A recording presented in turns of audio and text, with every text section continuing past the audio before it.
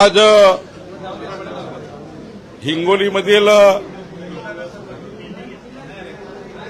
आमच्या तेथील विधान परिषद सदस्य प्रज्ञाताई सातव यांनी आज आमदारकीचा राजीनामा दिला आणि त्यांनी भारतीय जनता पार्टीमध्ये पक्षप्रवेश केला आहे।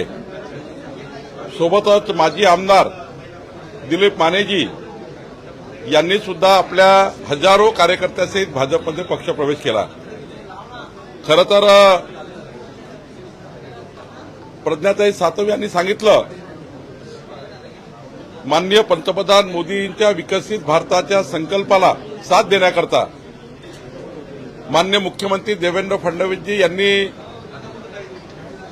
महाराष्ट्राच्या विकसित महाराष्ट्राचं व्हिजन केलं। त्या व्हिजनला साथ देण्याकरता विकसित हिंगोली आणि मानेजींनी विकसित सोलापूर करता आज भाजपमध्ये पक्षप्रवेश केला आहे। काँग्रेसला आत्मचिंतनाची गरज आहे। विधान परिषदमध्ये आत्ता आमदार असलेल्याला पक्ष सोडावा लागतात आहे, माने साहेबाला पक्ष सोडावा लागतात आहे। खरं तर काँग्रेसचा पायपोस कुणात नाही, कोणी कोणाचं तोंड पाहायला तयार नाही।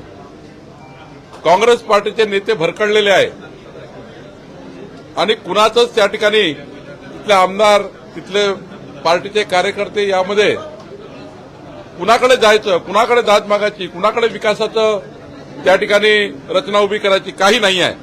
आणि त्यामुळे काँग्रेसला कंटाळून आणि खास करून राहुल गांधींनी या देशाला खऱ्या अर्थाने ज्या पद्धतीने या देशामध्ये राहुल गांधींनी या देशाला बदनाम करण्याचं, माननीय पंतप्रधान मोदींच्या व्हिजनला आडकाठी टाकण्याचा आणि या देशाच्या शेतकरी शेतमजुराला खऱ्या अर्थाने कुठलाही त्या ठिकाणी विचार न करणारा एक नेतृत्व राहुल गांधी काँग्रेसमध्ये आहे। त्यामुळं राहुल गांधीला लोक कंटाळलेले आहेत। काँग्रेसच्या महाराष्ट्राच्या लोकांना, महाराष्ट्रातल्या नेत्यांना तर काँग्रेस पार्टीचे कार्यकर्ते आमदार कंटाळलेले आहेत आणि म्हणून या ठिकाणी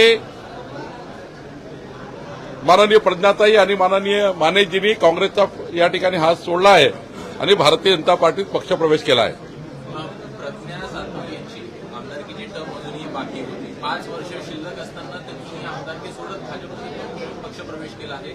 कशा पद्धतीनं त्यांचं पुनर्वसन होताना नाही, त्यांनी एकच सांगितलं की त्यांना आता कार्यकर्ता म्हणून राहायचं आहे। त्यांनी कुठलीही आमदारकीची मागणी केली नाही। मी स्वतः त्यांच्याशी चर्चा केली, त्यांना विचारलं की तुमचे टर्म बाकी आहे, हे टर्म बाकी असताना तुम्ही या ठिकाणी विधान परिषद सोडतायत। त्यांनी सांगितलं, मला आमदारकीची काही गरज नाही आहे, मला स्वर्गीय राजीव सातवजी यांचे स्वप्न पूर्ण करायचे आहे। हिंगोलीचा विकास हा फक्त देवेंद्र फडणवीस सरकारच करू शकतं आणि मला विकासाकरता काम करायचं। मी आमदार झाले आहे, विकासाकरता झालेले आहेत। मी आमदार झाले आहे, तिथे हिंगोलीचा विकास करण्याकरता झाले आहे। पण त्या ठिकाणी काँग्रेस पार्टी आमच्याकडे लक्ष देणार नसेल, काँग्रेस पार्टीचे नेते आम्हाला विचारणारच नसेल, तर आम्ही लोकांना जो शब्द दिलाय, जनतेला जो शब्द दिलाय, तो कसा पूर्ण करायचा, कसा त्या ठिकाणी हिंगोलीला पुढे न्यायचं, असं त्या ठिकाणी त्यांच्या मनात एक चिंता, त्यांच्या कार्यकर्त्यामध्ये एक आक्रोश होता। हिंगोलीमध्ये काँग्रेसच्या कार्यकर्त्यामध्ये एक आक्रोश होता, इकडे सोलापूरमध्ये हीच परिस्थिती होती आणि म्हणून आज त्यांनी पक्षप्रवेश केला आहे। सांगितलं आहे की देवेंद्रजींनी विकासाच्या माध्यमातून आपल्याला हिंगोली पुढे न्यायचं आहे। त्यांनी कुठलीही आमदारकी मागितली नाही, कुठलंही त्या ठिकाणी पद मागितलं नाही।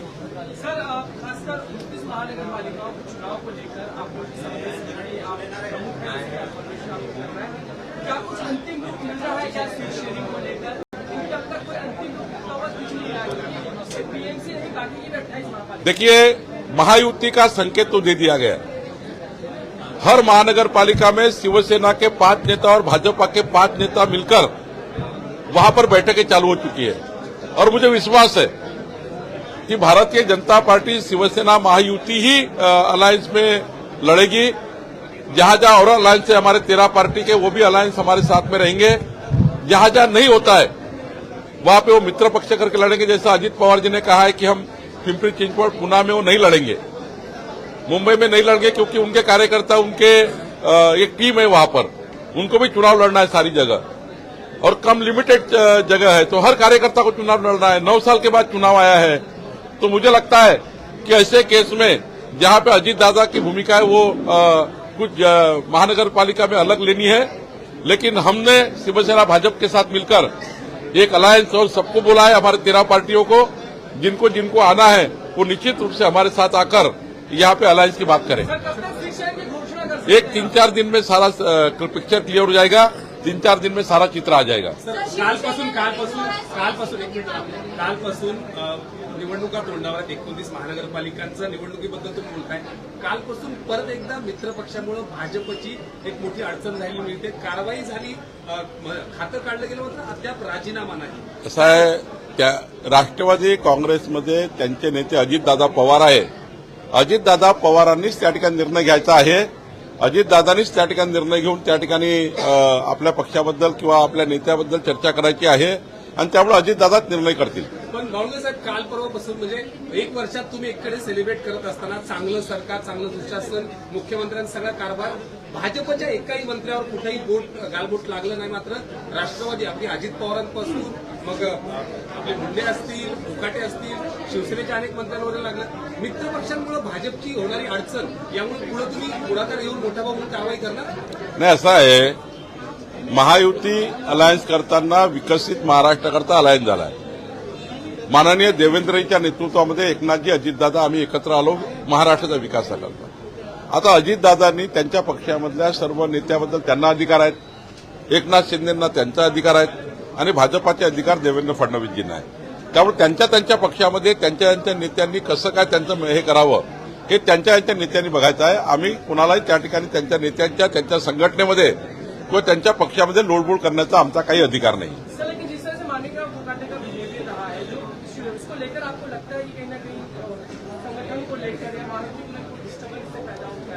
देखिए कि महायुति का कोई सवाल नहीं, उनके पार्टी के अंतर्गत निर्णय उन्होंने करने हैं, शिवसेना के निर्णय एकनाथ शिंदे जी ने करने हैं और राष्ट्रवादी के निर्णय अजीत दादा ने करने हैं।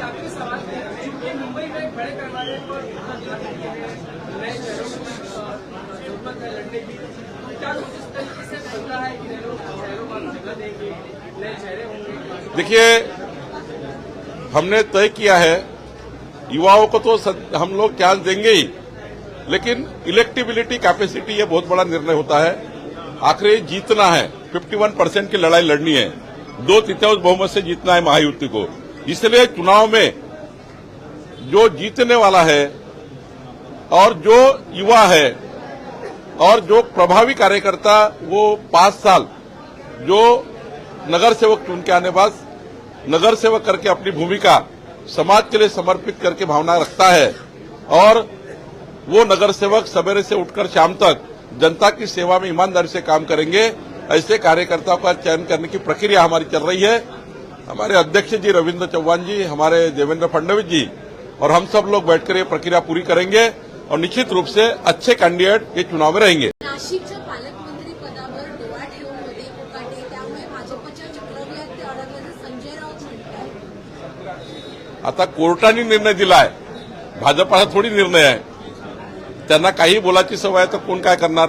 तुम्हालाही कळतं ना की बाबा ते काय बोलतात, पण त्या वस्तुस्थिती काय, कोर्टाने निकाल दिला आहे, कोर्टाच्या निकालावर भूमिका ठरणार आहे आणि त्यामुळे कोर्टाच्या निकालात सर्वांना बंधनकारक असतो आणि कोर्टाच्या निकालावर त्या ठिकाणी पुढे जावं लागतं।